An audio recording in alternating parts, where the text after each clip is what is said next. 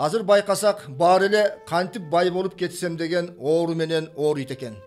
1 миллиардер айтат: эгер сен эртең менен саат 5-тен кеч турсаң, анда сен утулдуң. Эч качан байыбайсың дейт. Башка бир миллиардер айтат: ой, каалашыңчаң уктай бер. Каалаган убагыңда тур. Болгону кыла турган ишиңдин өзөгүн жакшы билсең, ошол жетиштүү дейт. Айтор, ар ким элге кантип миллионер же миллиардер болгонун сырын айтам деп элди чогултуп алып сүйлөп турган кербездери. Бирок алар эч качан чыныгы сырын айтып бере беришпейт деп ойлойм. Ким билет?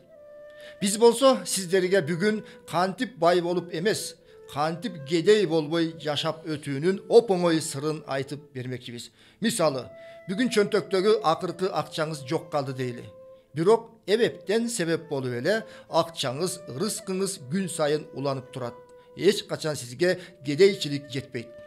أعوذ بالله من الشيطان الرجيم بسم الله الرحمن الرحيم إذا وقعت الواقعة ليس لوقعتها كاذبة خافضة رافعة صدق الله العظيم. Ушундай аяттар менен башталган Вакыа сүрөсүн күндө кечинде окуп жүрсөңүз, сизге эч качан кедейлик жетпейт. Себеби сүйүктүү пайгамбарыбыз өз хадисинде ан Абдуллах ибн Мас'уд радиаллаху анху قال رسول الله صلى الله عليه وسلم من قرأ سورة الواقعة في كل ليلة لم تصبه فاقة أبدا.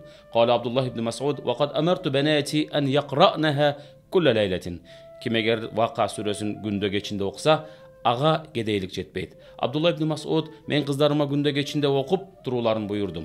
Çındap günde geçinde okup jursöңүз, geremetine sözsüz tаңкаласыз. Тура, келиңиздер.